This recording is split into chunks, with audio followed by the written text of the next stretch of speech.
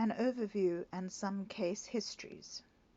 Certainly a fair number of us are aware that the people running our government are not the people who really are in control of political and economic matters, domestic and foreign. This has led many to seek the truth in the alternative press, those newsletter writers who, like me, have sought but not always found what it is that's making the United States terminally ill. Seek and ye shall find has not always been the case with this group. What we did find was that the people walk in great darkness, mostly not caring or bothering to find out where their country is headed, firm in the belief that it will always be there for them. This is the way the largest population group has been manipulated to react, and their attitude plays right into the hands of the secret government.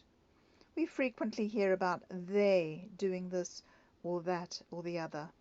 They seem literally to be able to get away with murder. They increase taxes, send our sons and daughters to die in wars that do not benefit our country. They seem above our reach, out of sight, frustratingly nebulous when it comes to taking action against them. No one seems able to clearly identify who they are. It is a situation that has pertained for decades. During the course of this book, we shall identify the mysterious they, and then, after that, it's up to the people to remedy their situation. On the 30th of April, 1981, I wrote a monograph disclosing the existence of the Club of Rome, identifying it as a committee of 300 subversive body. This was the first mention of both of these organizations in the United States. I warned readers not to be fooled by the feeling that the article was far-fetched, and I drew a parallel between my article and the warning issued by the Bavarian government when the secret plans of the Illuminati fell into its hands. We shall return to the Club of Rome and the role of the Committee of 300 in United States affairs later herein.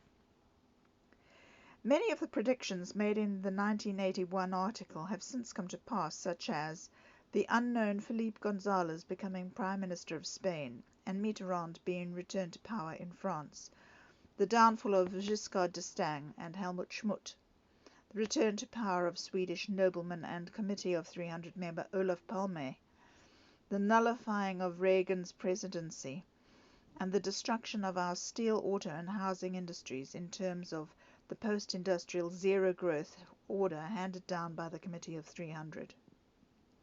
The importance of Palme lies in the use made of him by the Club of Rome to deliver technology to the Soviet Union on the forbidden list of the United States Customs.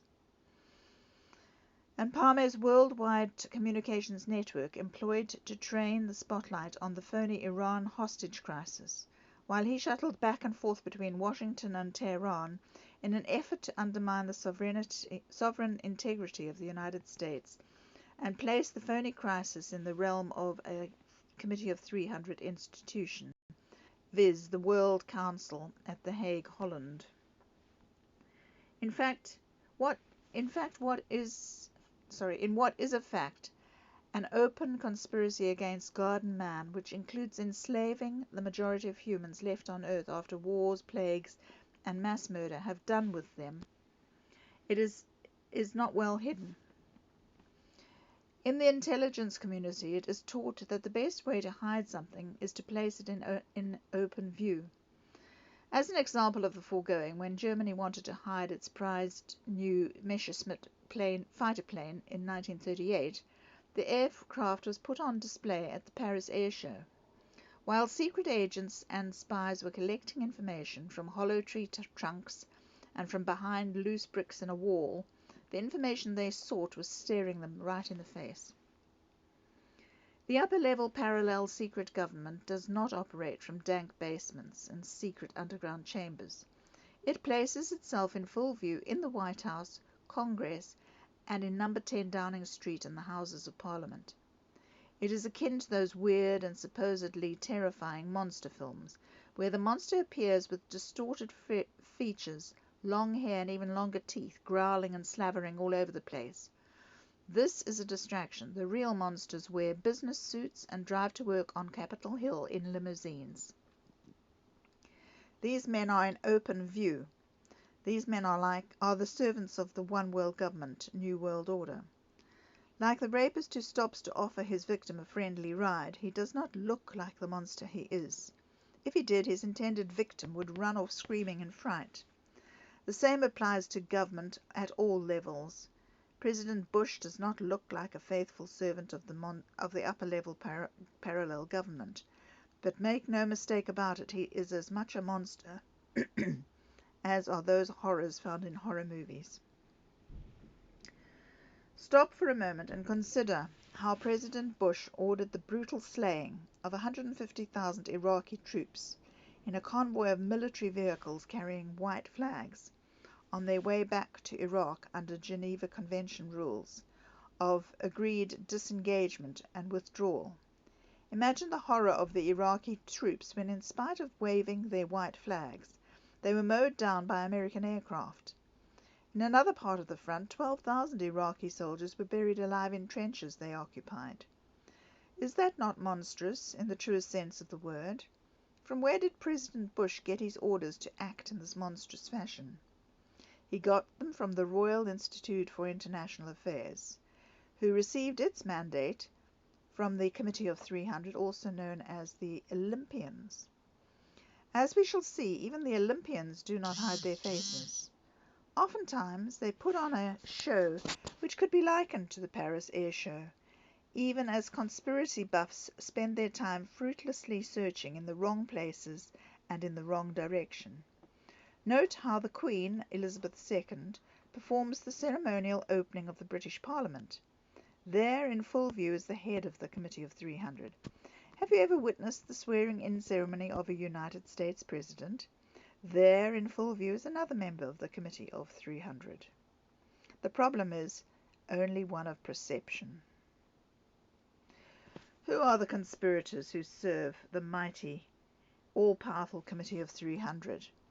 The better informed of our citizens are aware that there is a conspiracy, and the conspiracy goes under various names such as the Illuminati, Freemasonry, the Round Table, the Milner Group. To them, the CFR and the Trilaterals represent most of what they do not like in regard to domestic and foreign policy. Some even know that the Round Table has a big input into United States affairs through the British ambassador in Washington. The problem is that real hard information on the treasonous activities of members of the invisible government is very hard to come by. I quote the profound statement made by the prophet Hosea, which is found in the Christian Bible. My people perish for lack of knowledge. Some may have already heard my expose of the foreign aid scandal, in which work I named several conspiratorial organizations whose number is legion.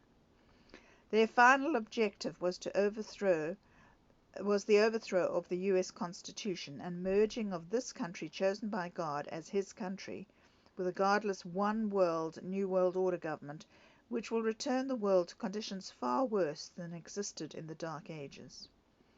Let us talk about the actual case histories, the attempt to communize and deindustrialize Italy.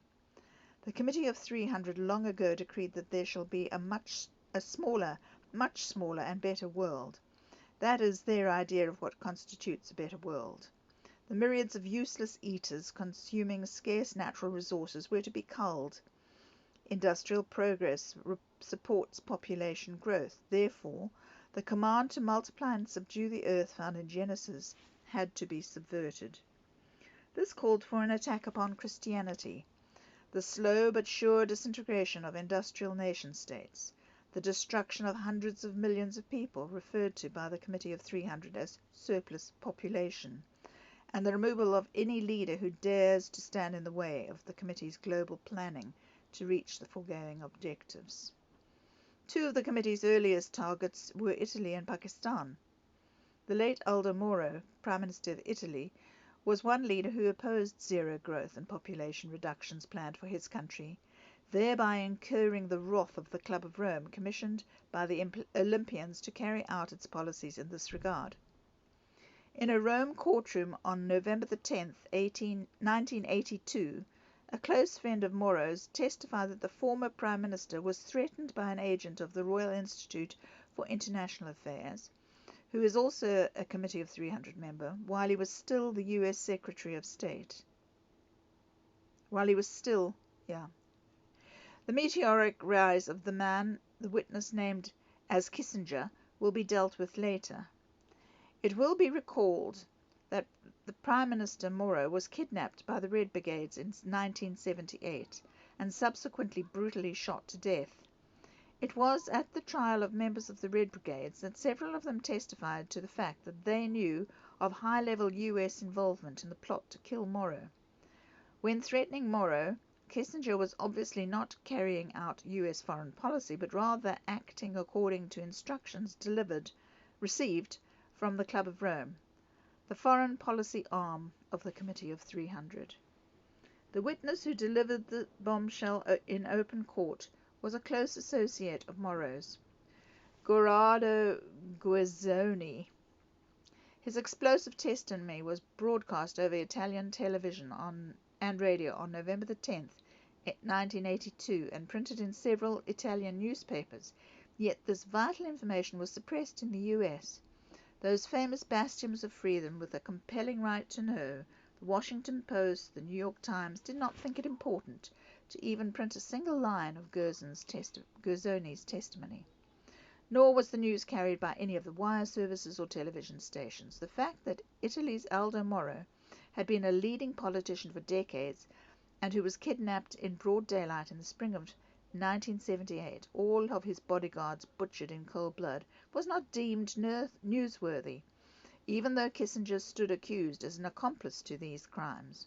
Or was the silence because of Kissinger's involvement?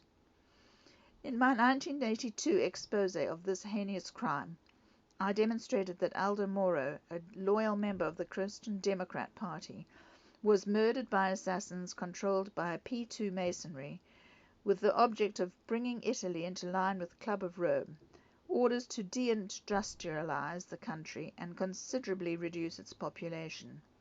Moro's plans to stabilize Italy through full employment and industrial and political peace would have strengthened Catholic opposition to communism and made the destabilization of the Middle East a prime goal that much harder. From the foregoing, it becomes clear just how far ahead the conspirators plan. They do not think in terms of a 5-year plan. One needs to go back to Weishaupt's statement about the early Catholic Church to understand what was involved in the murder of Aldo Moro. Moro's death removed the roadblocks to the plans to destabilize Italy, and as we know now, enabled conspiracy plans for the Middle East to be carried out in the Gulf War 14 years later. Italy was chosen as a test target by the Committee of 300. Italy is important to the conspirators' plans because it is the closest European country to the Middle East, linked to Middle East economics and politics. It is also the home of the Catholic Church, which Weishaupt ordered destroyed, and home for some of Europe's most powerful top oligarchical families of the ancient black nobility. Should Italy have been weakened by Moro's death, it would have repercussions in the Middle East, which would have weakened the United States' influence in the region. Italy is important for another reason. It is a gateway for drugs entering Europe from Iran and Lebanon, and we shall return to that subject in due course. Various groups had combined under the name of socialism to bring about the downfall of several Italian governments since the Club of Rome was established in 1968.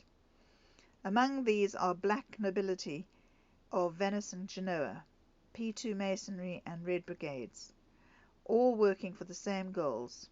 Police investigators in Rome, working on the Red Brigade's Aldo Moro case, came across names of several prominent Italian families working closely with this terrorist group. The police also discovered evidence that in at least a dozen cases these powerful and prominent families had allowed their homes and or property to be used as safe houses for the Red Brigade's cells. American nobility were doing their share to destroy the Republic of Italy, a notable contribution having come from Richard Gardner, even while in his official capacity as President Carter's ambassador to Rome. At that time, Gardner was operating under the direct control of Bettino Craxi, an important member of the Club of Rome and a key man in NATO. I'll stop here and upload this.